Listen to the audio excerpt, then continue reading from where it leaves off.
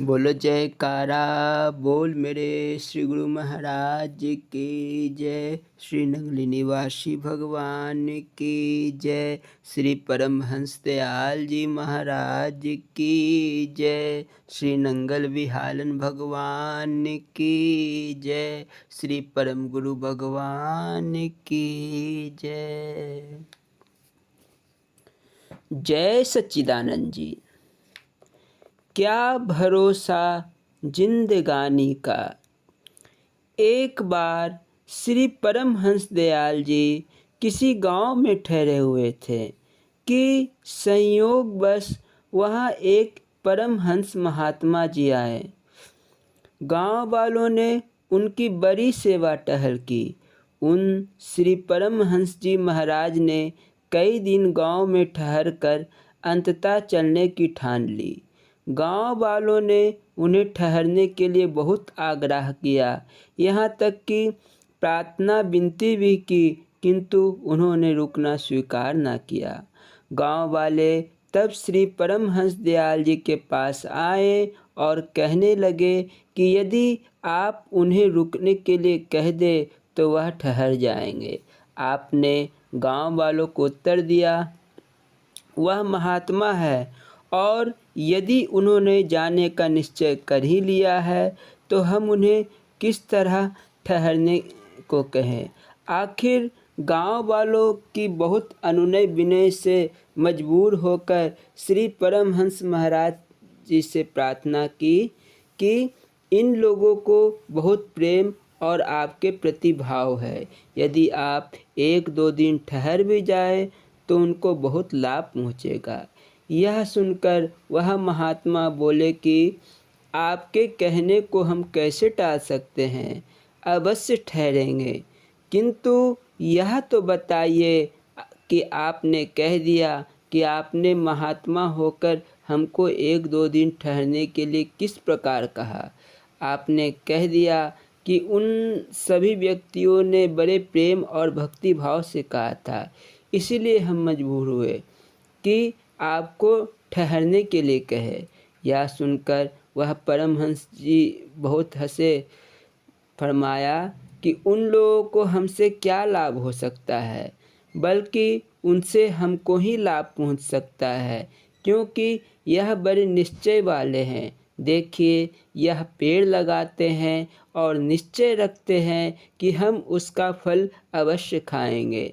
मकान बनाते हैं और उसमें रहने का पक्का विचार होता है। हम हैं कि हर प्रकार से और हर पद से जानते हैं कि श्वास जो बाहर गया उसके अंदर आने की कोई आशा नहीं, किंतु फिर भी 1-2 दिन ठहरने का वचन है। दमदर पस गनीमत अस्त। अब निश्चय उन लोगों का अधिक हुआ या कि हमारा, हम अपने विश्वास में उन लोगों से भी कम हैं। बोलो जयकारा बोल मेरे श्री गुरु महाराज की जय। श्री स्वरूप लीला संस्मरण एवं अमृत प्रवचन। बोलो जयकारा बोल मेरे श्री गुरु महाराज की जय। लक्की मरवत से प्रेमियों सहित श्री महाराज जी टेरी आए। कुछ दिन टेरी में विराजमान रहकर श्री महाराज जी लक्की मरवत जिला बन्नू में पधारे। सीमा प्रांत में इसी स्थान को श्री महाराज जी ने अपनी गतिविधियों और सत्संग प्रचार का केंद्र बनाया। उन दिनों इस स्थान का निर्माण कार्य हो रहा था। 4 दीवारी के मुख्य द्वार की चौखट लगा दी गई थी। उस क्षेत्र के पठान वहाँ के हिंदुओं को बहुत दुख देते थे। एक रात्रि को ऐसी वृत्ति पाले कुछ पठान आकर कृष्ण द्वारा स्थान का दरवाज़ा उखाड़ कर ले गए। दूसरे दिन प्रातः जब कुछ भक्तों ने यह दृश्य देखा तो श्री महाराज जी के चरण कमलों में जाकर प्रार्थना की कि दरवाज़ा कोई उखाड़ कर ले गया है। उन भक्तों के यह वचन सुनकर श्री महाराज जी हंसकर बोले, अभी अभी वहाँ एक दूसरा दरवाज़ा लगवाओ। और उन लोग लोगों को जो दरवाज़ा ले गए हैं, बिल्कुल कुछ मत कहो। श्री महाराज जी दया निधान थे। उनके दिल में सर्व प्राणी मात्र के लिए करुणा भाव था। वैर, विरोध और ईर्ष्या द्वेष से महापुरुष कोई सरोकार नहीं रखते। महापुरुष इन विकारों से ऊपर उठे होते हैं। उनके दिल में सभी जीवों के लिए समता भाव होता है। श्री महाराज जी की आज्ञा अनुसार दूसरे दिन वहाँ नया दरवाज़ा लगवाया गया। इस घटना के कुछ दिन पश्चात उन पठानों ने कहीं और डाका डाला। उनमें से कुछ व्यक्ति बंदी बना लिए गए और कुछ डाकू भाग गए। जो लोग भागे थे उन्होंने ही कृष्ण द्वारा का दरवाज़ा उखाड़ा था। उन व्यक्तियों पर मुकदमा चला और जहाँ जहाँ इन्होंने चोरी की थी वहाँ सब माल इकट्ठा किए जाने लगा। जो वस्तुएं रह गई उनके उपलक्ष्य में उन व्यक्तियों घर के दरवाजे तक नीलाम करवाए गए। वे दरवाजे और दूसरा सब सामान बाजार में कृष्ण द्वारा के सामने ले जाया गया। तब लोगों ने देखा कि उस सामान में कृष्ण द्वारा का भी दरवाज़ा पड़ा था। जो इस रहस्य से परिचित थे वे कहने लगे, एक दरवाजे ने और दरवाज़ों को भी वहाँ ना छोड़ा। भला संतों से कोई ईर्ष्या द्वेष करके कैसे संपन्न हो सकता है। जिन लोगों ने यह दरवाज़ा चुराया था उन पठान के परिवार वालों ने आकर श्री महाराज जी से अपने अपराध की क्षमा मांगी और यह शब्द कहे कि विधाता ने हमें अपने अपराध का दंड दे दिया है। साथ ही उन्होंने प्रार्थना की, श्री महाराज जी भविष्य में हम निर्धनों पर दया दृष्टि रखें। उनके पश्चाताप भरे यह वचन सुनकर श्री महाराज जी ने कहा, यहाँ तो सब कार्य स्वयं हो रहे हैं। हम किसी को वरदान अथवा श्राप नहीं देते। मालिक के प्यारों के हृदय में किसी को अनहित करने का विचार ही नहीं उठ सकता। आप सच्चे दिल से उस विधाता से क्षमा मांग लो तो हमने आपको क्षमा कर दिया। आप निश्चिंत रहो। श्री महाराज जी लक्की मरवत में विराजमान रहकर पीयूष धारा बहाने लगे। बोलो जयकारा बोल मेरे श्री गुरु महाराज की जय। श्री स्वरूप प्रवचनामृत। बोलो जयकारा बोल मेरे श्री गुरु महाराज की जय। सत्संग उपदेश। अस्तो माँ सद्गमय, तमसो माँ ज्योतिर्गमय, मृत्यो माँ मृतंगमय। हे ईश्वर, मुझे असत्य से सत्य की ओर अग्रसर करो, अंधकार से प्रकाश की ओर ले जाओ, मृत्यु से मुझे अमर जीवन की ओर प्रेरित करो। Through untruth lead me into truth, through darkness lead me into light, through death lead me into a deathless stage. उत्तिष्ठा जागृता प्राप्त्या बरा निबोधिता। उठो जागो, उस समय तक ना रुको जब तक मंजिल ना पालो। तद विदिद प्रणिपातेन परिप्रश्नेन सेवया, उपदेक्ष्यन्ति ते ज्ञानम ज्ञानी अस्तत्वदर्शिनः। इसलिए तत्व को जानने वाले ज्ञानी पुरुष से भली भांति दंडवत प्रणाम सेवा तथा निष्कपट भाव से किए हुए प्रश्न द्वारा उस ज्ञान को जान। वे मर्म को जानने वाले ज्ञानी जन तुझे कुछ ज्ञान का उपदेश करेंगे। श्री मुख वाक्य। भक्त भयहारी जन सुखदायक प्राणाधार श्री सतगुरुदेव जी महाराज के अमृत उपदेश अज्ञान अंधकार में भटक रहे दुखी मानवों के लिए सदा दैदीप्यमान प्रज्वलित ज्ञान दीपक का कार्य करते हैं। उनके वचनामृत विषय विकारों में फंसे जन साधारण को सत्य पथ पर अग्रसर करने के लिए परम सहायक है। महाप्रभु अध्यात्मवाद के अति गहन तत्व को थोड़े ही शब्दों में वर्णन किया कर देते थे। उनके मुख से निकले हुए हर एक शब्द में सद्ग्रंथों का सार निहित होता था। हृदय सम्राट वेद, उपनिषद, पुराण और सठ दर्शन के लंबे चौड़े उदाहरण नहीं दिया करते थे, बल्कि आप 2-4 शब्दों में ही गहन से गहन सार सिद्धांत का वर्णन किया करते थे। परम संत कबीर जी ने इस बात की पुष्टि की है कि महापुरुष कभी लंबा चौड़ा व्याख्यान नहीं दिया करते, बल्कि वेद और दूसरे ग्रंथ भी महापुरुषों के मुख से निकलते हुए वाणी स्वरूप हैं। उनका कथन है, वेद हमारा भेद है, हम वेदन के भाई, जो कुछ हम करत है सो वेदन में नाही। महापुरुष के मुख से निकले हुए एक एक वचन में जिज्ञासुओं के लिए विशेष संदेश होता है, जिसको व्यवहारिक रूप देने से मानव जीवन को उन्नति के चरण शिखर पर पहुंचता है। एक उर्दू कवि का कथन है, एक ही नुक्ता में सब इल्मों का मतलब पा लिया, कागजों का बोझ अब सिर भर उठाए क्या जरूर। श्री गुरु ग्रंथ साहिब में भी इन अमर सत्य का वर्णन इन शब्दों में किया है, नानक लेके एक गल होड़ होवे झक्कन झाक। गुरुदेव के वचन तो मोह रूपी घने अंधकार को नाश करने के लिए सूर्य किरणों के समूह है। उनका प्रत्येक वचन जीवन में क्रांति लाने वाला होता था। श्री महाराज जी कभी किसी ग्रंथ को कोई श्लोक इत्यादि नहीं बोला करते थे।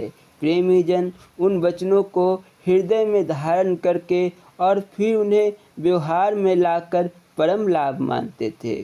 श्री सतगुरुदेव जी श्री रामकृष्ण परमहंस जी के समान ही मोटे शब्दों में धर्म, ज्ञान, नीति, गुरु भक्ति, सहज योग इत्यादि विषयों के गुण रहस्यों को प्रतिपादित किया करते थे। महाप्रभु के श्री मुख्य वाक्य आज भी भौतिकवाद से संतप्त प्राणियों को परम शांति और दिव्य आनंद प्रदान करने में समर्थ है। आज भी हजारों लाखों साधक और जिज्ञासु उन अमर वाक्यों को मनन करके अपने जीवन के परम लक्ष्य सत्य स्वरूप निज पद की प्राप्ति कर सकते हैं। दाता दीनदयाल जी ने समय समय पर अपने सेवकों को जो विशेष उपदेश दिए, उन्हें इस दास ने अपनी तुच्छ बुद्धि द्वारा संक्षिप्त रूप में लिख लिया था। यह श्रीमुख वाक्य हृदय सम्राट श्री महाराज जी के अनुभवों का निचोड़ ज्ञान है। इन श्रीमुख वाक्यों को उसी रूप में वर्णन करने में यदि कोई त्रुटि रह जाए तो दास आशा करता है कि आप सभी से और श्री गुरु दरबार के महानुभावों से वो मुझे क्षमा करे। मन और जिह्वा का सिमरन पृथक पृथक है। जब जिह्वा जाप में लगती है तो कुछ और बोलने से रुक जाती है। ठीक इसी प्रकार जब मन दूसरे कामों से रुककर भजन स्मरण में लग जाए तो समझो मन को उसका वास्तविक सिमरन मिल गया। इसका भाव यह है कि जीवा द्वारा नाम सिमरन करने से मन एकाग्र नहीं होता। मन का सिमरन जीवा से नहीं हो सकता, उसे केवल मन कर सकता है। जीवा द्वारा सिमरन करने से मन एकाग्र नहीं होगा। पिछले संचित कर्मों से यह मानव शरीर मिला है। इसके साथ ही प्रारब्ध की भी प्राप्ति हुई है जो इसी जन्म में भोगी जाएगी। मनुष्य को यह शरीर पुरुषार्थ करने के लिए प्राप्त हुआ है। शरीर के भरण पोषण के लिए ही पुरुषार्थ नहीं करना, बल्कि जीवन के सर्वोत्तम लक्ष्य की प्राप्ति के लिए अर्थात आत्म साक्षात्कार के लिए ही पुरुषार्थ करना है। मनुष्य स्वयं क्रियामान कर्मों का करता है। शरीर के पालन पोषण के लिए पशु और पक्षी भी पुरुषार्थ कर रहे हैं, फिर मनुष्य और अन्य जीवों में क्या अंतर रहा। प्रकृति की ओर से जो वस्तुएं बनी हैं वह प्रत्येक मनुष्य के लिए समान रूप से उपलब्ध है। सभी जीव उनसे कार्य ले सकते हैं। सूर्य, वायु, चंद्रमा, आकाश, जल, अग्नि के समान सत्य नाम भी प्रकृति है। वह सत्य नाम सबको समान रूप से पूर्ण सतगुरु अर्थात कामिल मुर्शिद से मिलेगा। श्री गुरु ग्रंथ साहिब जी का कथन है, चहु और नामी जपे कोई नाम, जो जपे ताकी गति होए, साध संग पावे जन कोई। बोलो जयकारा बोल मेरे श्री गुरु महाराज की जय। आग शेष प्रवचन अगले भाग में। बोलो जयकारा बोल मेरे श्री गुरु महाराज की जय। श्री स्वामी हीरानंदपुरी जी महाराज जी की लीला संस्मरण एवं अमृत प्रवचन। बोलो जयकारा बोल मेरे श्री गुरु महाराज की जय। बाबा सदा सुहागिन की कथा।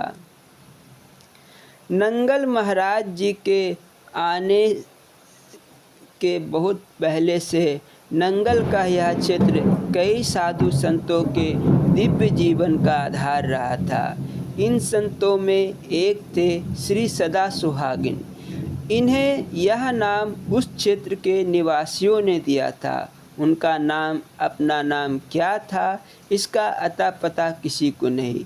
वे सुहागिन महिला की तरह अपना श्रृंगार करके कुटिया में बैठे रहते थे। इसी रूप में अपने भक्तों को भी दर्शन देते थे। अपने पवित्र अंगों में तरह तरह के कीमती आभूषण धारण करते। कानों में झुमका, माथे पर टीका, नाक में नथिया, हाथ में चूड़ियाँ और पता नहीं दूसरे कितने आभूषण उनके अंग प्रत्यंग में शोभायमान होते। भीतर से बिल्कुल अनासक्त योगी थे वे। पता नहीं ये आभूषण उन्हें कहाँ से प्राप्त होते और वे कहाँ उन्हें रखते। उनकी छोटी सी कुटिया में ऐसी मूल्यवान चीज़ों को रखने के लिए ना कोई बक्सा था और ना इस तरह की कोई दूसरी चीज़। बिल्कुल खुली सपाट दुनिया। इन्हें इस रूप में देखकर उस क्षेत्र के कुछ चोरों में बुरी भावना पैदा हो गई। सोचा बाबा के रक्षक के रूप में दूसरा कोई तो रहता नहीं है। रात के अंधेरे में उनके गहने चुरा लेने से एक साथ एक जगह पर ही भारी संपत्ति मिल जाएगी। इसी नियत से एक दिन रात में वे कुटिया में आ धमके। बाबा उस समय अपने सामान्य वेश में थे। उनकी देह पर कोई गहना नहीं था। उन्होंने उन्हें डरा धमका कर गहनों का अता पता जानना चाहा। बाबा ने मुस्कुराकर कहा, भाई मैं तो साधु हूँ, ऐसी चीज़ों को छुपाने के लिए तो मेरे यहाँ कोई चीज़ है ही नहीं। बस यह कुटिया है, तुम लोग स्वयं इसमें ढूंढ लो। यदि तुम्हें गहने मिल जाएं तो ले लो, मैं इससे कभी भी बाधक नहीं बनूंगा। इसके बाद चोरों ने कुटियों का चप्पा चप्पा छान डाला, कहीं कुछ नहीं मिला। फिर सोचा कि बाबा जिस आसनी पर बैठे हुए हैं उसके नीचे ये गहने छिपे पड़े होंगे। उन्होंने बाबा को आसानी से हटाकर उसे भी झाड़ कर देखा। आसनी के नीचे कच्ची फर्श के अतिरिक्त दूसरा कोई वस्तु नहीं थी। चोर चकित हो गए। उन्हें समझ में नहीं आया कि इतने मूल्यवान जेवरात आखिर कहाँ से आते हैं और फिर कहाँ गायब हो जाते हैं। जब उनकी बुद्धि ने हार मान ली तब वे सब के सब लज्जित हो गए और उस बाबा का चमत्कार मानकर उनके चरणों में झुक गए। अपनी बुरी नीयत के लिए क्षमा मांगी, फिर वे वहाँ से चलते बने। इस तरह के दूसरे महापुरुष भी इस क्षेत्र में जब तब आते रहे थे। संभवतः यह एक मुख्य कारण था कि नंगल महाराज इस सिद्ध क्षेत्र से प्रभावित हुए और बाद में अपनी कुटिया यहाँ बनवाई। बोलो जयकारा बोल मेरे श्री गुरु महाराज की जय। बोलना जी हरि ओम हरि ओम हरि ओम। सप्त भूमिका।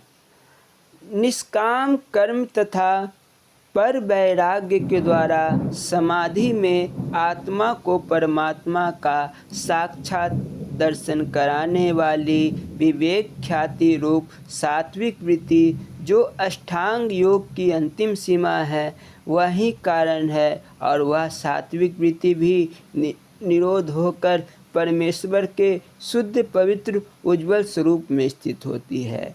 धारणा ध्यान समाधि में दृढ़ और लवलीन होकर परमेश्वर की प्राप्ति रूप योगाग्नि में सर्व संस्कार अर्थात शुभ शुभ कर्म वासना बीज के तुल्य दग्ध हो जाते हैं।